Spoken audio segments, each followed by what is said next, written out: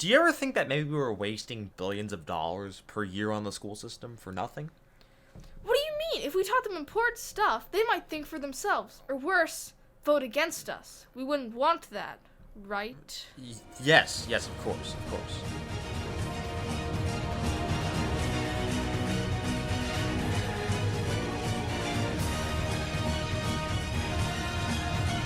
Welcome back to School Sucks. I'm your host, JB. I'm producer Brooke. And today, we need to talk about how the school system, it could be so much better than it is now. It could actually be places of learning. It wouldn't be very perfect, and we'll get to that later. We'll get to why the school system can never be truly good or great.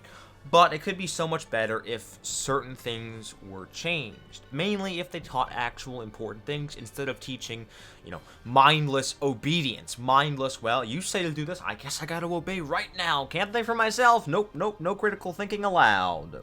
Now, we've already talked about what they don't teach, but tying into the school system in its entirety a bit more, if they taught better stuff, we could live with, I guess not 7 hours a day, that's a bit much, but we could live with structured classes and stuff like that.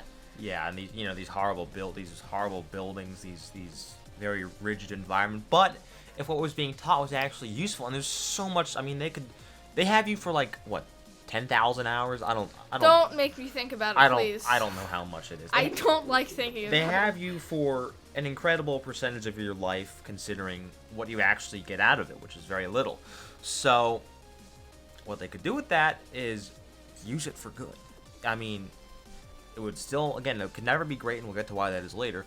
But you could actually teach things like self-defense. How do you defend yourself in a bad situation?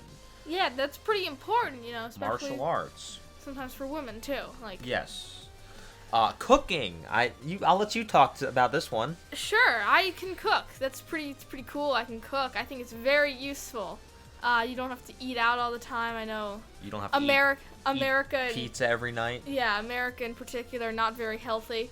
But if you could just know basics of cooking, how to cook a small meal for yourself, instead of having to get frozen meals or go out to eat or order in or anything. It's very important and very useful. When school tries to do that, it never goes well. It just doesn't. When school tries to teach you how to cook, it makes you not want to cook, actually. The mandatory cooking class that both JB and I took in school was laughable. It was terrible. It was just, hey, just follow a recipe badly, and sometimes you'll get a good result.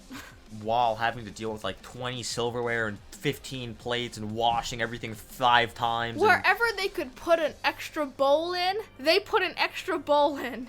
It made me not want to cook. It made me say, this is way too overcomplicated. This is far too structured that I'm not going to do it. Luckily, I was cooking by then, so, it didn't deter me that much, even though the class was really boring. And I still don't cook. But, and also, like we talked about last episode or video, how to get and hold a decent job without becoming a cog in the wheel, without becoming just another employee working at the cubicle for really nothing, that you'll enjoy or nothing that you will find any kind of satisfaction in. You need to be able to learn how to get a good job that you will actually like, because almost everyone hates their job, almost everyone hates their life in a lot of ways, quite frankly. And it's going to be very bad. But the school system could actually teach you these things. They could teach you how to do taxes, how to get insurance, all that fun stuff. But they could also teach, how to fix things. If my car breaks down, how do I fix a flat tire? If a pipe leaks, how do I fix that? Just general good stuff to know. Preparing you for life, even outside of a job, which they also don't do well. They don't do anything well. School sucks. Shocker.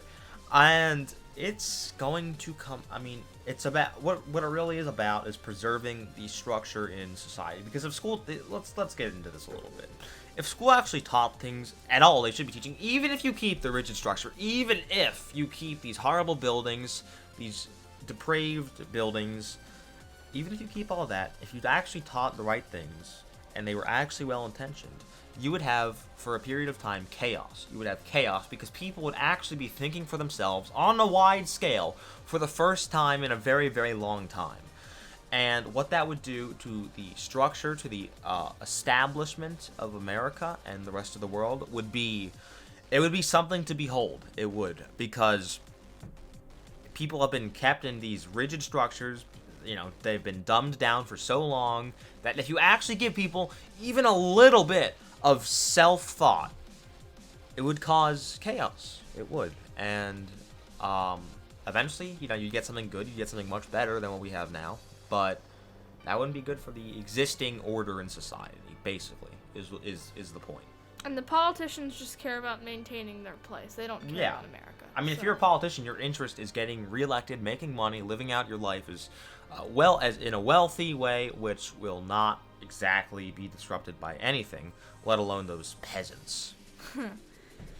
So that's the message. That's what we wanted to get across today, is that the school system could be so much more. It could even be good, even if you keep its current shell of a system, but yeah, it kind of can't. Even if you do the most basic thing, which is changing the curriculum, that's pretty basic, not too radical there. It's just can't, because the politicians don't care. Yeah. But I wouldn't say it never can. Change can happen. I would say stay hopeful. Right. There is a macro timeline. So, in any case, I think that's about it. Yep. Going to talk about this more on the Operation Anti-Indoctrination podcast, which you can find on Google Podcasts and all the other things. But until next time, I've been your host, JB. And I've been producer, Bro. We are signing off. Goodbye.